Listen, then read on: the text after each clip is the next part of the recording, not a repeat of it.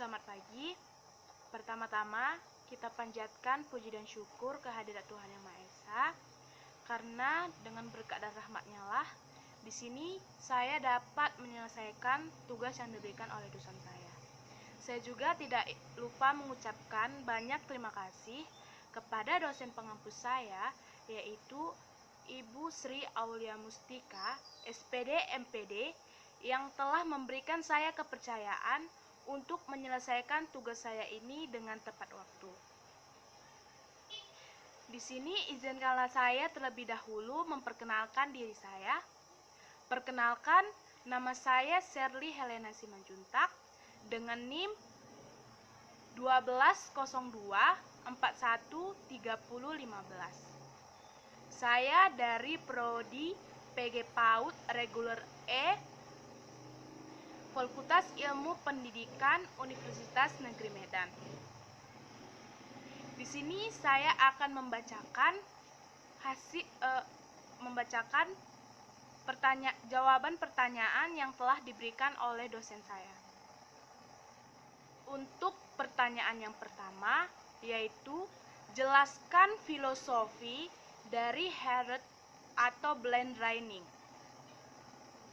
Istilah blend learning atau hybrid learning, teknologi media introduced, web engine introduced, dan mix mode introduction sering digunakan secara bergantian dalam literatur penelitian.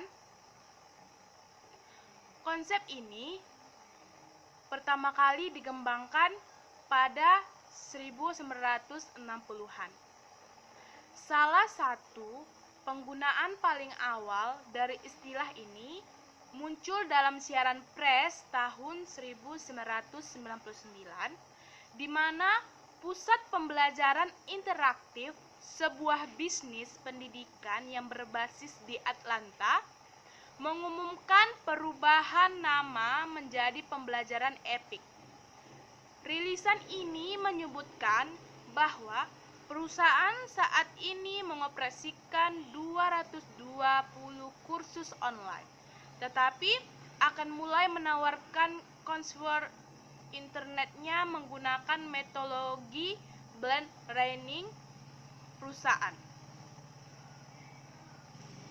Dan istilah blend learning pada awalnya tidak jelas, mencakup berbagai macam teknologi dan metode pedagogis dalam berbagai kombinasi. Pada tahun 2006, istilah ini menjadi lebih konkret dengan penerbitan buku pegangan pertama blend learning oleh Bong dan Graham.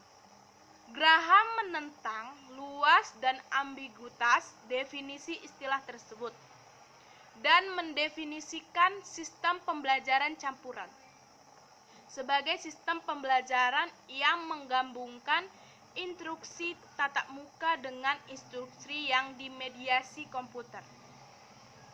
Secara bahasa, blend learning terdiri dari dua kata, yaitu blend dan learning. Kata blend berarti campuran, dan learning berarti pembelajaran. Menurut KBBI, campuran adalah sesuatu atau untuk mencampurkan, menggabungkan kombinasi. Sedangkan pembelajaran adalah proses cara pembuatan menjadikan belajar. Menurut penulis, sederhananya kita dapat mengartikan blend learning sebagai proses pembelajaran dengan kombinasi. Untuk pertanyaan yang kedua, yaitu bagaimana mekanisme hybrid learning. Salah satu teknologi yang dapat digunakan oleh guru untuk melaksanakan kegiatan pembelajaran jarak jauh adalah dengan memanfaatkan Learning Management System atau bisa disingkat dengan LMS. LMS merupakan sebuah aplikasi software yang dapat membantu dalam merencanakan, mengimplementasikan, dan menilai sebuah proses pembelajaran. Melalui LMS ini, guru tidak hanya dapat memberikan berbagai sumber ajaran kepada siswa, tetapi ia juga dapat meminta siswa agar mengumpulkan atau mengupload tugas mereka dan menilai tugas siswa tersebut, dan memberikan feedback secara langsung, memantau keaktifan siswa, berdiskusi, melakukan video konferensi, melakukan evaluasi, bahkan melakukan refleksi pembelajaran. Sebenarnya masih banyak lagi hal-hal yang dapat dilakukan melalui LMS ini. Salah satu LMS yang dapat digunakan untuk pembelajaran adalah Mobline atau singkatan dari Modular Object Oriented Dynamic Learning, adalah paket perangkat lunak yang diproduksi untuk kegiatan belajar berbasis internet dan situs web yang menggunakan prinsip sosial konstruk pedagogi.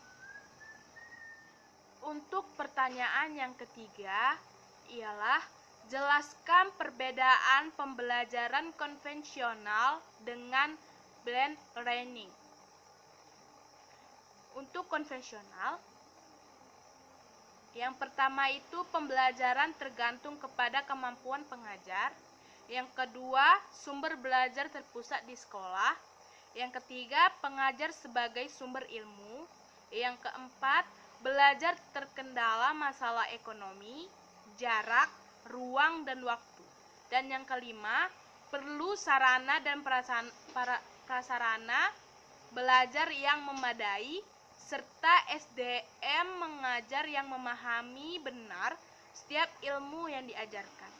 Sedangkan blended learning yaitu yang pertama, pembelajaran tidak tergantung kepada pengajar. Yang kedua, sumber belajar banyak tersedia dan mudah diakses. Yang ketiga, pengajar hanya sebagai mediator atau pembimbing. Yang keempat, belajar dapat dilakukan kapan, dimanapun, tanpa terkendala ruang dan waktu. Yang kelima, perlu kesiapan kebijakan, infrastruktur, dan SDM pengguna IT. Untuk pertanyaan yang selanjutnya yaitu nomor 4, apakah masih perlu blended learning dilakukan setelah masa pandemi berakhir? Menurut saya, pembelajaran blended learning perlu diberlakukan setelah pandemi berakhir. Karena menurut saya metode pembelajaran ini sangat bagus jika setelah kita tatap muka dan dosen memiliki halangan untuk masuk, maka blended learning ini dapat digunakan. Dan metode pembelajaran ini juga dapat mengajarkan siswa bagaimana bisa menggunakan jaringan situs internet dengan baik. Tetapi ada juga kekurangan dalam blended learning ini, yaitu jika seorang siswa itu belum memahami penggunaan aplikasi yang telah dibuat dalam pembelajaran itu, dapat menghambat aktivitas pembelajaran siswa tersebut. Untuk pertanyaan terakhir, yaitu nomor 5, jelaskan satu mata pelajaran yang Anda aplikasikan menggunakan hybrid learning.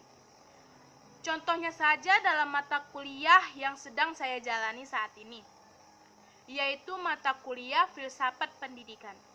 Dalam mata kuliah ini menggunakan aplikasi media pembelajaran, yaitu ada Google Classroom dan Meet maupun Zoom. Dan fungsi dari aplikasi GJR itu pun atau Google Classroom digunakan untuk mengirim semua hasil tugas-tugas kami atau kinerja kami dalam bentuk dokumen dan dikirimkan melalui Google Classroom. Sekian jawaban saya. Jika ada salah kata, saya mohon maaf. Terima kasih dan selamat pagi.